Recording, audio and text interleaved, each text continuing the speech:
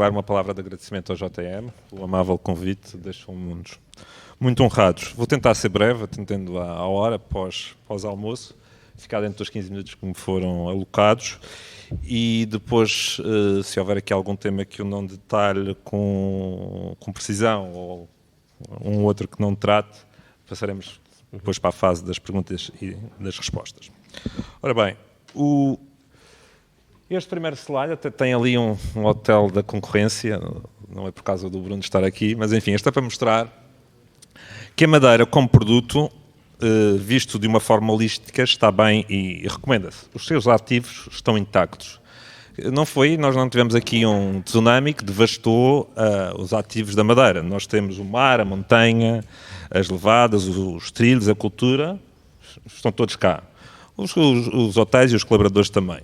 Se a montante possa ter havido algumas perdas, pequenas perdas em atividades como a restauração e outras da animação turística, são atividades em que não há uma especialização excessiva, também não há grandes necessidades de capitais. Portanto, em caso de existir procuras, estou convencido que podem ser facilmente substituídas. Portanto, do ponto de vista do destino, nós temos um destino que está bem e que se recomenda. Aliás, até temos mais um atributo neste momento. Temos um destino absolutamente seguro. Aquilo que foi feito na Madeira em termos de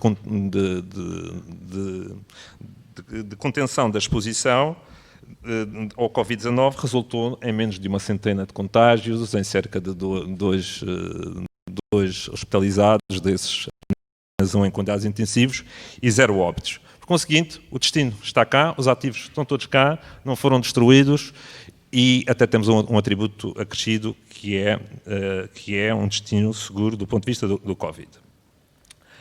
Mas a Madeira é uma ilha. A Madeira fechou e agora estamos a tentar reabrir. E fechou cedo, e creio que fechou bem.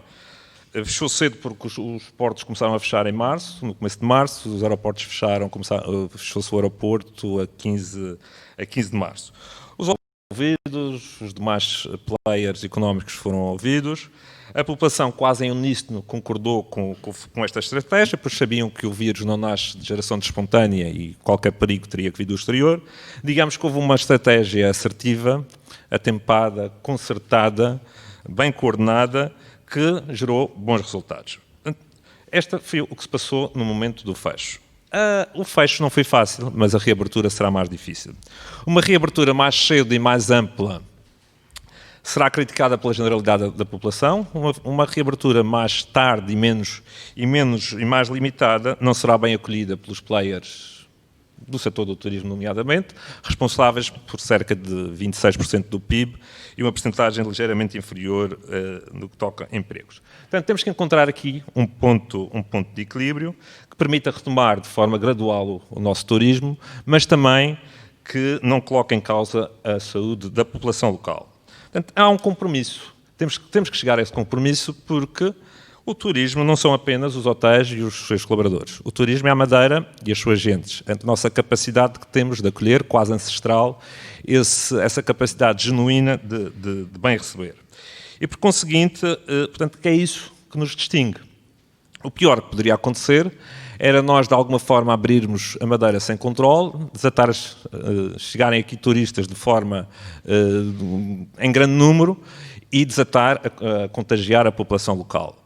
Imaginemos que poderia gerar um sentimento antiturista, uma turismofobia, com ações, de certa forma, desadequadas e desproporcionadas, até deslocadas, poderia pôr em causa, macular, estigmatizar o destino, se não para todo o sempre, durante algum tempo. Portanto, temos que ter esse cuidado e criar também a confiança não só nos nossos clientes, confiança não só nos nossos colaboradores, mas confiança também na população, porque se a população não tiver confiança, não vamos ter turismo, de certeza. Ora, a Madeira teve vantagens na contenção do vírus pelo facto de ser uma ilha. Uma ilha longínqua trouxe-nos essa vantagem, mas é também o nosso handicap. O grande fator decisivo para o sucesso do turismo, de um par de ilhas em que 99% dos seus turistas chegam de avião, é efetivamente a mobilidade aérea. Já era no pré-Covid, agora ainda é por maioria de razão. Nós não tínhamos capacidade nenhuma de influenciar as companhias aéreas, nem a TAP, com cerca de 40 mil camas, a nossa dimensão é exígua, não temos escala para pressionar ninguém, e hoje em dia ainda mais, porque hoje em dia sobre a mobilidade aérea há as questões das limitações às viagens, quer na origem, quer no destino. Portanto, este é mais um issue sobre a questão da mobilidade aérea que não dependia de nós. Eu diria 95% de tudo o que fluía à volta da mobilidade aérea dependia de fatores exógenos. O ideal teria sido, de facto, como já se disse, que houvesse uma harmonização das práticas a nível europeu, ou pela União Europeia, ou até no âmbito do espaço Schengen, em que, na minha opinião, teria sido a melhor estratégia teria sido fazer controles à saída. E porquê controles à saída? Porque a questão essencial é a confiança. E dentro da confiança é a confiança para viajar, para se meter num avião. Se houvesse controles efetivamente à partida, eu, se quisesse viajar e estivesse me sentasse no lugar do meio, ficava muito mais confiante se o indivíduo que está à minha esquerda e o indivíduo que está à minha direita tivessem testado e estivessem negativos. Julgo que era isto que geraria confiança para as pessoas viajarem de avião, porque a maior parte das pessoas, ou porque já conhecem a Madeira, ou que souberam a sua performance em termos de Covid, não tem problema nenhum, que sabem também da capacidade de médico hospitalar instalada na Madeira, não tem qualquer problema em chegar à Madeira. Tem problema em chegar no sentido que tem que primeiro se meter num avião. E esse será o problema. Não tendo havido esta harmonização, o pior que teremos é que teremos decisões ad hoc dos países, das regiões que têm os aeroportos. Uns mais limitativos, defendendo mais a saúde da população, outros mais com decisões mais de abertura, defendendo a economia. E depois agora surgiram aquelas coisas fantásticas que se chamam corredores sanitários, que deviam ser exceção no âmbito do espaço Schengen, nas regras que norteiam o espaço Schengen. É realmente possível, mas são exceções. E neste momento está-se a tornar quase uma generalidade, está-se a tornar a regra. Ou seja, há uma proibição e cria-se exceções, o corredor sanitário entre a Grécia e a Alemanha, entre a Áustria e a Alemanha, e que depois aqueles países que não conseguirem, por qualquer razão, celebrar esses acordos de corredores sanitários ficarão de fora, e se Portugal não os celebrar, ficará de fora. Portanto, isto parece-me algo absolutamente inaceitável, mas temos que viver com isso. De uma coisa não podemos ter dúvidas, as companhias aéreas só vão viajar quando houver procura, e a procura está associada à inexistência de limitações ou na origem ou no destino. Hoje em dia as companhias aéreas têm um mapa, digamos assim, com os sinais, digamos, de trânsito. Se tem um verde à partida e um verde à chegada, significa que não há limitações, vão voar. Se tiver laranja ou vermelho, não vão voar. Portanto, esta é aquilo que se passa em termos de limitações. Concretizando, não ainda ao slide anterior, exatamente. Concretizando, o que é que temos em termos de limitações à origem no que diz respeito à Madeira? Em Portugal continental, de facto, não há qualquer limitações para chegar à Madeira. Portanto, no mercado nacional não temos este tipo de problemas. Ou não vamos ter dentro de pouco tempo, porque os voos deixam de haver limitações à capacidade. Os voos entre a Madeira e o continente, do ponto de vista da limitação no aeroporto, de partida não haverá qualquer problema. Já do UK, do Reino Unido, não se sabe. Eles têm uma quarentena prevista a partir do dia 8 de junho, por 15 dias, e não se sabe o que é que se vai passar depois da quarentena. Depende muito da curva epidemiológica, certamente, no Reino Unido, mas neste momento não sabemos o que é que se vai passar no dia 23 de junho, e por conseguinte, se o inglês não souber o que se vai passar depois do dia 23 de junho, se antever que pode ter que fazer uma quarentena no Reino Unido, quando regressar ao Reino Unido, não sei se ele vai querer viajar. Portanto, neste momento, o que temos no mercado principal, que é o nosso mercado, é esta situação de quarentena. No outro segundo mercado, que é o mercado alemão, aí estamos ligeiramente melhor. Não há uma quarentena generalizada, não há limitações à partida, mas como é um Estado federal, pode haver, em determinados Estados, eles têm poderes para decretar a quarentena. Eu confesso que não sei se algum, neste momento, tem quarentenas decretadas. Portanto, isto no que respeita a limitações à origem. Limitações na Madeira. Eu tenho dito aqui sempre que a Madeira não deve ficar fora daquilo que é a prática dos concorrentes, dos seus concorrentes enquanto destino turístico. Eu nem falo do Algarve, ou da Turquia, ou do Norte da África, porque esses não têm a singularidade e a especificidade de ser ilhas. Mas não devemos não devemos tratar diferente daquilo que é as Baleares, daquilo que é as Canárias, daquilo que é Cabo Verde, daquilo que é os Açores ou as Ilhas Gregas. E porque se posicionarmos de forma mais restritiva, vamos ficar fora do mercado. Parece-me que a tendência de todos hoje em dia é de serem, à medida que o tempo passa, e até por razões mais psicológicas do que económicas, é de abrir mais e mais depressa. Lá está, temos que chegar ao tal ponto de equilíbrio. Creio que a solução que o Governo Regional encontrou de efetuar testes à chegada de forma gratuita é uma limitação, mas é uma limitação mitigada. Vamos lá ver como é que corre. Tudo dependerá do tempo que demora, da forma como se processa, para não ser efetivamente uma limitação. Não sei se os marketeers conseguem transformar aquilo numa experiência de boas-vindas fantástica, mas enfim, dependerá muito da forma como se vai processar, se ser considerado ou não uma limitação. O que nós devemos, e isso foi feito, devemos anunciar e devemos anunciar atempadamente. E efetivamente, depois de algum tempo, foi anunciado, porque quer as companhias aéreas, quer os turistas querem saber com o que é que contam para projetar, para agendar os seus voos, para projetar, para marcar as suas férias. E não devemos ter medo. O ideal seria que se anunciasse hoje, em maio, para todo o verão. Portanto, o ideal seria que a solução anunciada tivesse perenidade no tempo. Mas, nos tempos que correm, nós já interiorizamos a volatilidade. Já temos um chip que permite a forma prosaica de aquilo que é verdade hoje não é verdade amanhã. Por conseguinte, não há que ter medo de anunciar hoje e amanhã, se as condições se alterarem, abrindo mais ou fechando mais, de tomar uma decisão diferente. Isso parece-me absolutamente necessário, até porque as pessoas já vivem com essa volatilidade. Indo ainda à mobilidade aérea, e para mim é um fator de sucesso e da retoma do turismo, resulta da mobilidade aérea. Temos que ter a noção que os grandes lesados desta pandemia, para além dos hotéis, foram as companhias aéreas. A seguir às fotografias dos aviões enfileirados nos aeroportos, que mais pareciam prateleiras de colecionadores, começamos a ouvir falar em problemas de tesouraria, em falências, despedimentos em massa, devolução de aviões, rescisão de contratos de leasing, rescisão de encomendas, bailouts, que antes eram auxílios de Estado, agora é aquilo que absolutamente aceito e acolhido pela generalidade. Para alguma felicidade nossa, nas companhias, com exceção da TAP, e já vamos à TAP, nas companhias que viajam para a Madeira não tem havido péssimas notícias. E nos touroperadores também não. Touroperadores com capacidade aérea. Mas temos que estar cientes que as companhias aéreas também tiveram os tais problemas. Temos que estar cientes que elas têm nos países de origem layoffs também. Temos que estar cientes que entretanto, reinventaram-se e focaram muito no segmento de carga.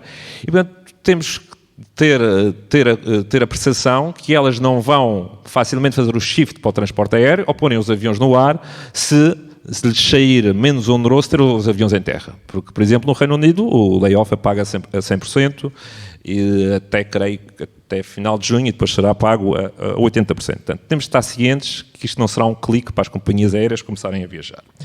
E depois temos a questão da TAP. E a TAP, efetivamente, preocupa-me muito. Fala-se numa dívida de 3 mil milhões, fala-se que não tem caixa, Standard & Poor's, empresa de notação internacional, fez um rating da TAP de B-, lixo, e todos os dias, ainda ontem, porque é tão sucessivo, foi ontem, antes de ontem, já hoje, todos os dias na praça pública estão evidências das guerras intestinais entre acionistas público, o Estado, e os acionistas privados. Portanto, eu não auguro nada de bom para a TAP. E não augurando nada de bom para a TAP, temo pelo destino da Madeira. Porque é preciso não esquecer que a TAP não traz só continentais à Madeira. Antes, pelo contrário. A TAP traz milhares e milhares, por exemplo, de alemães, que chegam à Madeira, que com as falências primeiro da Air Luxor e depois da Air Berlin e depois da Germânia, deixaram de ter os voos point-to-point e faziam as viagens via Lisboa e, sobretudo, via TAP. A TAP, não tendo a capacidade, eu estou falando só da Madeira, por exemplo, para o continente e com algum feed para a Madeira, era a TAP que fazia do Brasil e dos Estados Unidos, e sobretudo as grandes cidades estavam cheias, e os bons hotéis estavam cheios de americanos, e por exemplo, na Pousada de Lisboa, que é o nosso hotel mais rentável, ou mesmo no Vintage, no Porto, eram eles que puxavam as ocupações e os preços para cima, porque o turista americano é um turista que paga bem, e mesmo as pousadas de Portugal. Portanto, era a TAP que ia buscar esses clientes, quer ao Brasil, quer aos Estados Unidos. E agora, não sei o que será do futuro da TAP. Provavelmente vão ter que devolver alguns aviões, vão despedir em massa. Portanto, este é um problema para o turismo de Portugal, em geral, e para o turismo da Madeira.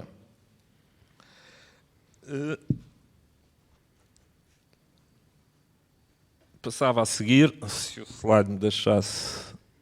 Sim. Mercados. 2 ou 3 palavras sobre os mercados. Desde logo o mercado nacional. Estamos todos... muito crentes no mercado nacional. É preciso notar que o mercado nacional vale na Madeira, no final do ano, cerca de 10% da totalidade dos turistas que chegam à Madeira. Vá lá, no verão vale um pouco mais, puxando um pouco para cima, estamos a falar de 20%. Ora, 20%, 20% de uma ocupação a rondar os 80%. Se nós tivéssemos exatamente os mesmos turistas na Madeira, continentais, os números usuais, com todos os hotéis abertos, nós teríamos uma ocupação na Madeira a rondar os 15%. Ninguém consegue viver com 15%. E não é certo, não tenho bola de cristal, mas não é certo que venham os mesmos continentais para a Madeira. Podem vir mais, porque é o tal destino Covid-free. Podem vir menos, porque temos impactado negativamente o problema dos preços e, eventualmente, estas limitações mitigadas à chegada. Devia haver um esforço na promoção, mas de alguma forma incentivar o turismo nacional na Madeira. Já foi dado uma ideia da extensão, de alguma forma, uma extensão simples do subsídio à mobilidade para continentais num período marcado no tempo, não vamos generalizar isto para tudo ou sempre, mas para alguns meses, até ao final do ano, porventura, permitiria a um continental vir à Madeira por 85 euros, tal como nós vamos ao continente. Por que não? Ou então, de alguma forma, uma dedução à coleta de IRS sobre as despesas que são feitas em alojamento e turismo fora do concelho de residência. Portanto, também permitiria alguma mobilidade, mas enfim, é fácil turismo cá dentro, mas todos os países estão a afinar pelo mesmo diapasão, dentro desse modo, faça turismo cá dentro, e se andarmos todos no faça turismo cá dentro, não vai haver outros turistas. Eu acho que vai haver no mercado do Reino Unido e no mercado alemão. O mercado do Reino Unido tem uma vantagem e uma desvantagem. A desvantagem é que, do ponto de vista da pandemia, ainda está a penar e tem a situação de quarentena. Mas eles têm uma vantagem, que eles não são nada sensíveis a este tipo de situações. Eu lembro-me perfeitamente, ao contrário do mercado alemão, que é muito sensível, e depois esta será a desvantagem do mercado alemão. Eu lembro-me quando foi que nós tivemos aqui um pequeno vírus de dengue na Madeira. O mercado britânico manteve-se praticamente inalterado. O mercado alemão sofreu bastante durante algum tempo. Portanto, o mercado alemão, a questões ambientais, a questões biológicas, a questões epidemiológicas, o mercado alemão é muito sensível. Portanto, ele está melhor, é a vantagem do mercado alemão, do ponto de vista, tem tudo controlado, do ponto de vista da pandemia, mas há aqui uma questão de sensibilidade, de percepção do mercado alemão.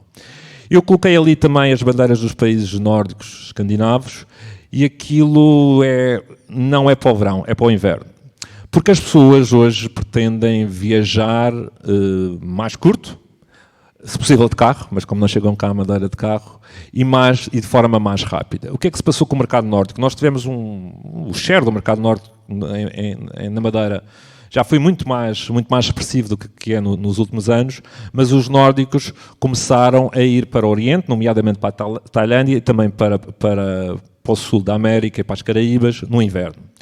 E o jogo que a Madeira, lá está, pelo facto de estar perto, e tendo, para um nórdico que procura um tempo ameno e perto na Madeira, eu creio que a Madeira, na Europa, eu julgo que a Madeira está bem posicionada para oferecer um produto que seja muito procurado no mercado norte. Portanto, pode haver aqui uma oportunidade para a Madeira relativamente ao mercado norte, isto é um wishful thinking, mas como neste momento a tendência é viajar mais perto e mais curto, a Madeira tem uma vantagem do ponto de vista geográfico clara sobre os mercados orientais e sobre e sobre o sul da América.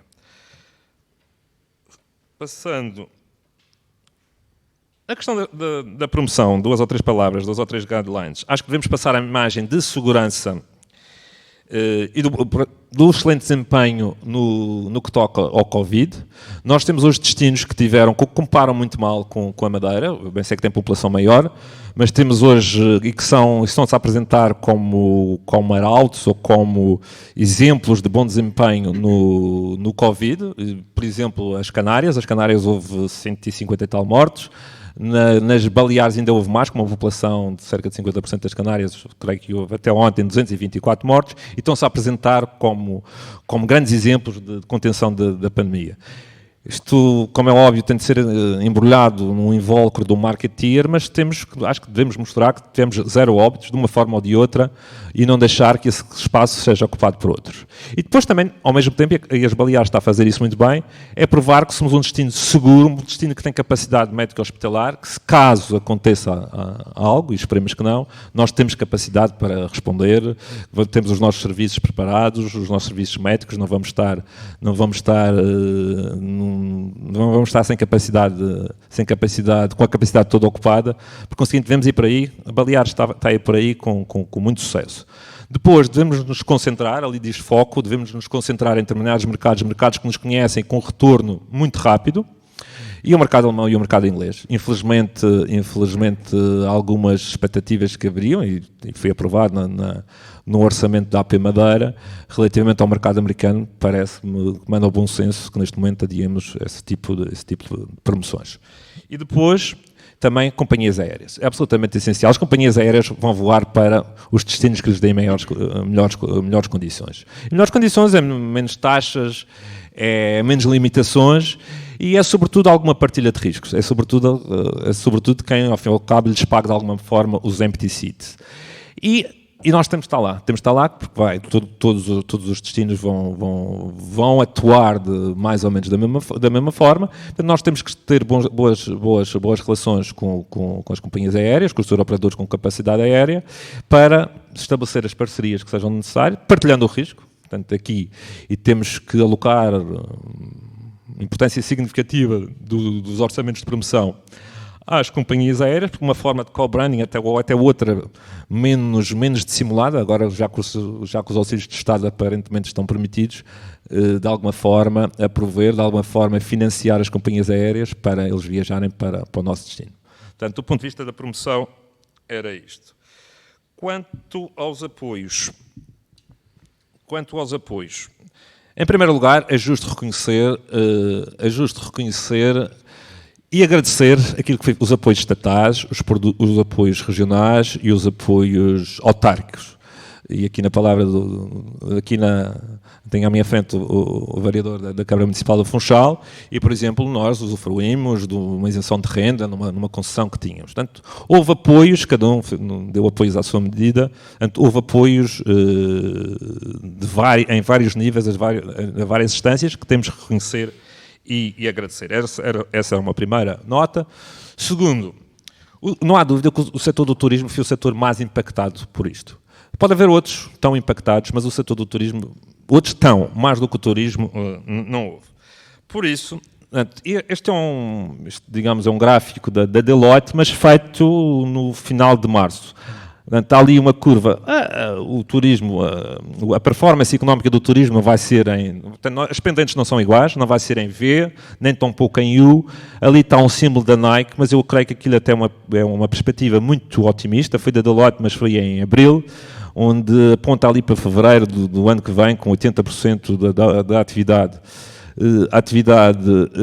que tínhamos no pré-Covid. Se assim fosse, eu comprava já, e creio que não vai suceder aquilo, não tendo a tal bola de cristal. Mas, enfim, isto para dizer que o turismo vai ter uma retoma muito lenta, e por isso há medidas que têm de se prolongar no tempo, inevitavelmente, para o turismo, atendendo à especificidade da sua atividade.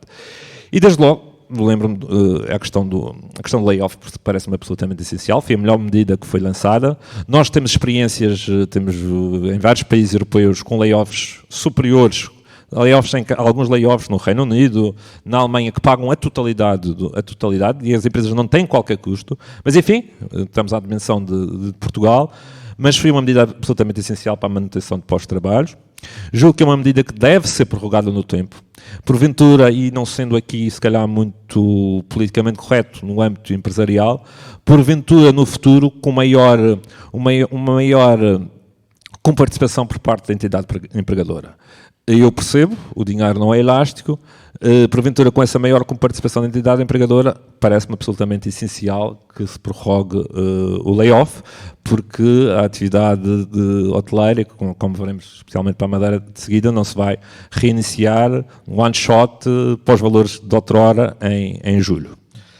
E depois há uma medida que me parece absolutamente injusta se não for lançada, que é a questão dos pagamentos especiais por conta. Não depende da região, não depende das autarquias, depende do Estado, e não faz todo e qualquer sentido que as empresas que vão ter prejuízos certamente este ano, portanto, o pagamento por conta, como o próprio nome inicia, paga-se este ano por conta daquilo que se vai pagar no ano seguinte relativamente a 31 de dezembro de 2020, elas não vão pagar imposto. Portanto, porque é que elas estariam que fazer os pagamentos por conta agora? Estariam basicamente a financiar o Estado. Isto é absolutamente absurdo, manter os 3 pagamentos especial por conta. Espero que, entretanto, sejam alterados. Quanto aos apoios, também há que distinguir as dimensões. O setor do turismo é constituído por vários subsetores. E dentro do turismo há hotéis e há grupos hoteleiros de diferente dimensão. Mas a realidade de todos, a performance de todos, a dimensão de todos não é exatamente igual. No Grupo Stana nós tínhamos acabado de festejar a abertura do nosso 100º hotel em Nova Iorque. O ano estava a correr lindamente, janeiro e fevereiro também na Madeira estava a correr muito bem mesmo. Nós tínhamos tido, conforme podem ver aí, um ano 2018 fenomenal, com revenues de 420 milhões de euros e um EBITDA de 180 milhões de euros, um rácio net debt EBITDA de 12,5, não sei se está ali. O Grupo Stana é claramente a primeira cadeia nacional de hotelaria, ali no ranking da Deloitte. O segundo aparece com metade dos quartos e é o Vila Galé. É curioso que ali só 4 grupos é que são portugueses. E, enfim, temos uma capacidade, e é um grupo muito frugal, muito parcimonioso, nunca damos um passo acima da nossa perna, e o acionista também não leva dividendos para casa, ele reinveste permanentemente no grupo, é um grupo muito sólido, e que temos capacidade, algum desafogo para enfrentar esta via sacra, ao fim e ao cabo, que vamos passar. Mas nós sabemos que essa não é a realidade, infelizmente não é a realidade do tecido empresarial, nem da hotelaria, nem do tecido empresarial. Por conseguinte, eu compreendo perfeitamente que haja medidas com alguma discriminação positiva relativamente a outros setores de atividade e a outras dimensões, mesmo na atividade hoteleira. Portanto, não há de ser o Grupo Stana que irá contra isso se opor, caso surjam esse tipo de medidas, e têm surgido umas para micro e pequenas empresas, acho muito bem, porque essas empresas têm de ser apoiadas sob pena de desaparecerem, porque ao contrário do Grupo Stana, vivem por fundo, digamos, de uma caixa mensal ou por vezes diária. Já quase a terminar. Quais foram as preocupações que nós tivemos? Tesouraria, claramente. Tesouraria não posso... Estaria aqui a enganar-vos a todos se dissesse que a preocupação do Grupo Stana não foi a tesouraria. Eu confio a tesouraria do Grupo Stana, como se calhar 99,9% das empresas que vivem do turismo em Portugal. Portanto, nós, quando nos deparamos com isto, e isto foi... Nós, em janeiro, começamos a notar uma quebra de reservas, em fevereiro já muito acentuada, no começo de março começamos a pensar em fechar hotéis, a 15 de março começamos a fechar hotéis e a 31 de março fechamos os hotéis todos. Aqui na Madeira tínhamos cerca de 4.000 pessoas em meados de março, a 31 de março já não tínhamos ninguém. Portanto, isto foi um clique, mas no meio dessa preocupação toda nós tivemos que gerir a tesouraria. E gerir a tesouraria foi basicamente, não entrava nada, ou entrava muito pouco, e mais do que isso houve muitos fornecedores que faliram, houve muitos clientes que faliram, muitos tour operadores, portanto nem conseguimos cobrar aquilo que já tínhamos faturado em janeiro e em fevereiro. Por conseguinte, tivemos que olhar para a tesouraria, renegociando contratos, recorrendo a todos os mecanismos que foram criados para, ao fim e ao cabo, dar alguma margem às tesourarias das empresas e ao mesmo tempo, tivemos também que cuidar dos nossos stakeholders.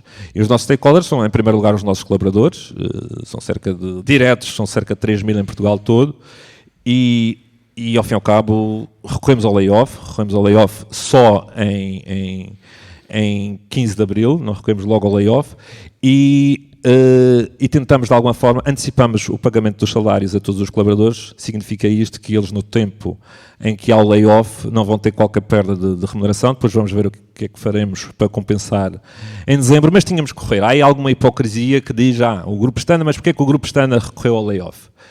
Isto não é, parece, e se olharmos para Portugal, e nem falo da Madeira, se olharmos para Portugal, as grandes cadeias hoteleiras, a Marriott que está, a NH, a Minor, Meliá, todas as outras, portanto, nós, o Grupo Pestana está na 130ª posição em termos de número de cadeias hoteleiras, e dessas 130 há cerca de metade que estão em Portugal, e todas elas estão em layoff.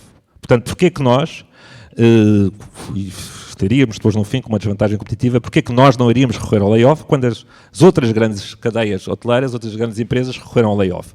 É uma hipocrisia, até porque nós pagamos os impostos em Portugal e o Grupo Pestana tem a sua SGPS localizada na Madeira, mas, quando abrimos hotéis lá fora, criamos emprego em Portugal, porque temos os serviços partilhados, os serviços centrais em Portugal, e por conseguinte criamos emprego em Portugal, mesmo abrindo... Portanto, é uma hipocrisia e digamos, uma má-fé também que nós não podemos aceitar quando nos tentam dizer que nós não podíamos recorrer ao layoff. Enfim... Depois, nós criamos uma equipa multidisciplinar e multinacional de cerca de 15 pessoas para criar um manual de boas práticas. Era fácil, bastava ir aos hotéis por esse mundo fora espalhados e tínhamos capacidade instalada para fazer essa equipa. Um think tank criou procedimentos a todos os níveis, procedimentos nos quartos, procedimentos no F&B e em todas as áreas, de modo a que nós agora estejamos be safe, be prepared, be inspired para receber os clientes. Vamos, entretanto, as pessoas entraram em toda a informação, sobretudo aquelas cujos hotéis vão abrir rapidamente e compramos os equipamentos todos de proteção individual e por aí fora. Vamos também certificar todos os nossos hotéis, não só na Madeira. Na Madeira vamos certificar pela SGS, que vai fazer, ao fim e ao cabo, no âmbito de uma campanha da própria região autónoma da Madeira, com essa empresa de notação. No continente poderá ser a SGS ou a Bureau Veritas, mas vamos certificar todos os nossos hotéis para riscos biológicos como forma de dar aqui algum conforto, alguma confiança acrescida. Dito isto, reaberturas de hotéis e apenas nós, em Portugal continental, já vamos abrir alguns em junho, e tem a ver com o mercado nacional. Nós julgamos, lá está, não tem aviões, não tem limitações às viagens aéreas, o mercado nacional pode recrudescer mais cedo em Portugal continental. Vamos abrir 4 hotéis, um na região de Lisboa e 3 no Algarve, todos muito em self-catering. Só vamos abrir um hotel que é muito pequeno, que é o South Beach, no Alvor, com full service, digamos assim.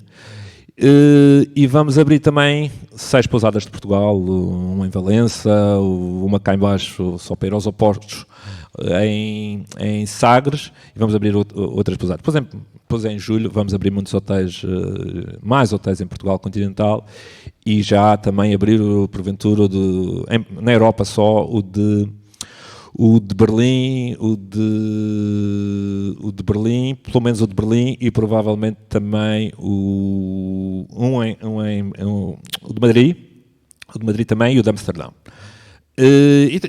Vamos abrir Miami, vamos abrir Nova Iorque, mas aí são mercados que reagem muito rápido. São mercados, pois embora a sua clientela é mais corporate, é mais, não é bem no verão, mas são mercados que vão reagir de forma muito mais rápida. Na Madeira, não vamos abrir nenhum em junho. No dia 1 de junho vamos abrir o Casino da Madeira, mas do ponto de vista da hotelaria vamos abrir apenas em julho, no começo de julho. Vamos abrir no Porto Santo, o Pestana Porto Santo. O Pestana Porto Santo, de uma forma diferente, não vai ser em all inclusive, vai ser em BB ou Half-Board. Vamos abri-lo com muito menos quartos. Vamos abrir é um hotel que tem 325 quartos, vamos abrir com 100 quartos e depois vamos testar o mercado.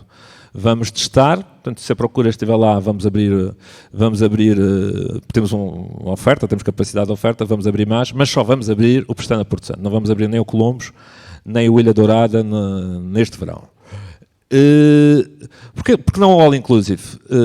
Não tem apenas a ver com a questão do F&B, porque o F&B podia-se resolver com stations, com um serviço tem a ver sobretudo quando se oferece, tem a ver sobretudo pelo facto de não podermos oferecer, não fazer o delivery daquilo que é expectável um cliente que compra All Inclusive ter. E tem a ver com os Kids Club e tem a ver com a noite. Com a noite, com os espetáculos.